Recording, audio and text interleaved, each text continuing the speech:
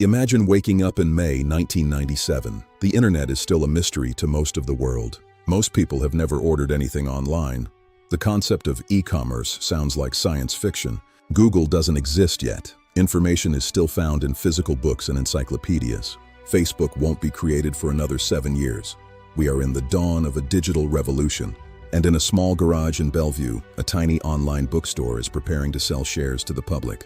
Its name, Amazon. To most investors at the time, it was just another risky startup.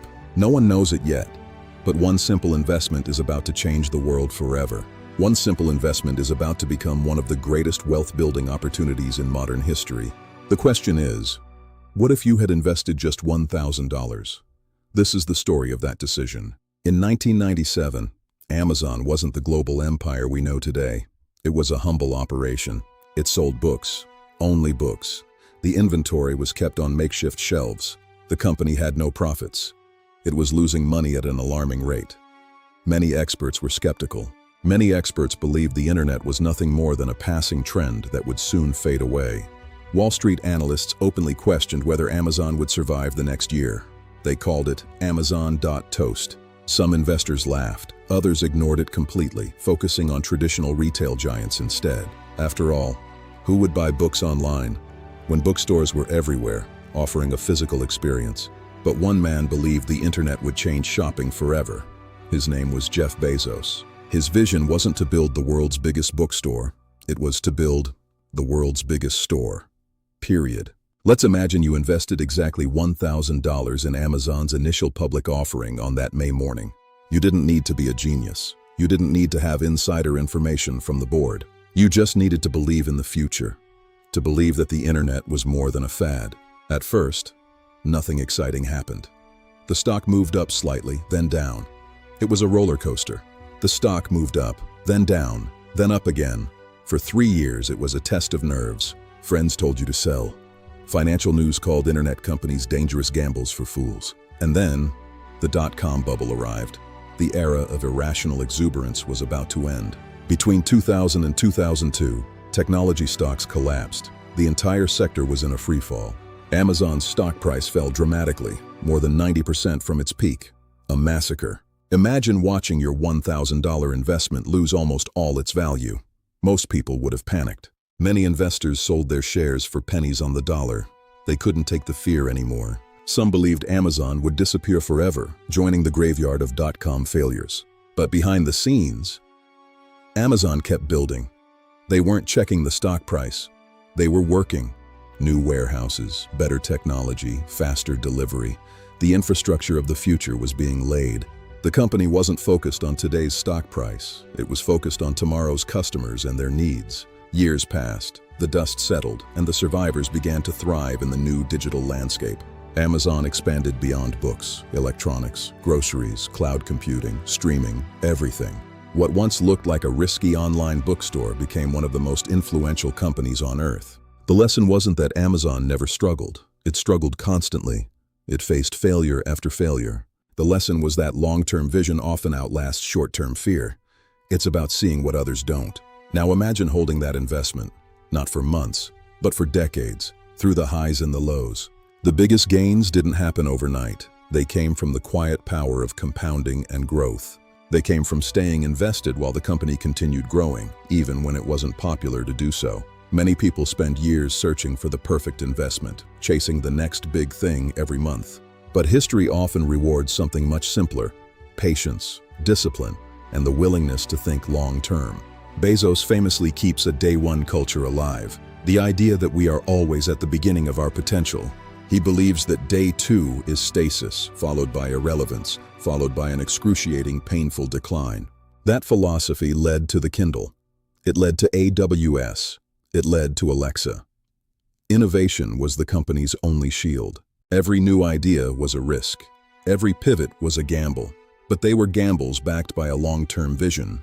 They built a logistics network that rivaled national militaries, a global machine of unprecedented scale. Today, their centers process millions of orders with inhuman precision, driven by algorithms and robotics. Prime changed the way we live. It turned a transaction into a habit, a necessity of modern life. It made the world feel smaller. It made anything available within 24 hours. The prime effect was total. Central to Amazon's success was the flywheel effect, a self-reinforcing loop of growth and customer satisfaction. Lower prices led to more customers attracted more sellers led to better selection. The Amazon marketplace opened the doors to millions of entrepreneurs, turning a competitor into a platform. Today, the marketplace accounts for more than half of everything sold on Amazon. It's a global economic engine, but not everything was a success. Amazon's history is littered with spectacular failures that few remember today. Bezos encouraged failure. He knew that if you don't fail, you aren't innovating enough. Failure was a badge of honor. Each failure provided data. Each loss was a lesson. This culture of experimentation is what kept them ahead of the curve. Let's look back at that IPO one more time. $18 per share. To most, it was just another dot-com play. The atmosphere was electric, yet deeply skeptical. Many saw it as a joke that would soon run out of steam. But in that Bellevue garage, the energy was different. They weren't just packing books, they were packing the future. Bezos had one motto: get big fast. He knew that scale was the only way to survive the coming digital storm. The early years were a brutal grind, long hours, technical failures, and a burn rate that terrified investors. Every order was a victory. Every delivery was a step toward a goal that few others could even see. By 1999, the mania was at its peak. Amazon's stock had skyrocketed. Everyone felt like a genius in the sun. Wealth was being created out of thin air. But the foundation was built on sand for many companies. When the bubble burst in 2000, it wasn't just a correction, it was a massacre of an entire generation of startups. Hundreds of companies vanished overnight. Billions of dollars in value were wiped out in a few months. Amazon survived because they had raised enough capital just before the crash. Luck, timing, and foresight combined. But survival didn't mean it was easy. The stock dropped 94%. Imagine your $1,000 being worth only $60. The years from 2002 to 2007 were the quiet years.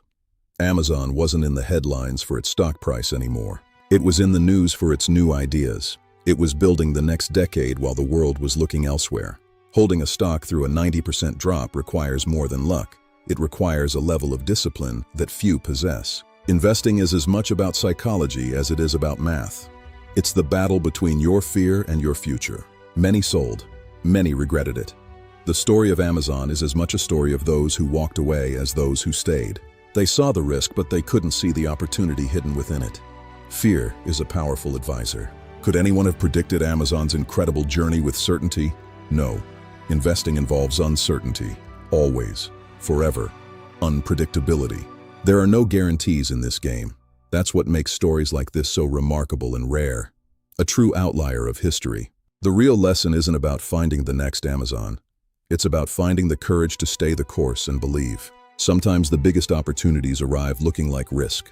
They are disguised as something dangerous, something to fear. So here's one final question. If you could go back to 1997, would you have invested your $1,000, or would you have walked? Or would fear have convinced you to walk away? Because history isn't only written by great companies, it's written by people, believers. It's written by ordinary people who believed in extraordinary ideas. People who saw the future and held on, no matter what. In the end, wealth isn't just about the money you make, it's about the time you're willing to give it, and the vision to see it through. This is $29. We tell the stories that matter, the decisions that changed the business world forever. Thank you for watching. If you enjoyed this deep dive, subscribe and join us for more cinematic business documentaries. Join the believers today, every week. Every week, we explore the decisions that changed business and the lessons they leave behind, one decision at a time. Thank you. Goodbye. Great wealth is built one decision at a time. This has been the story of the $1,000 decision. Until next time, the journey continues. Goodbye.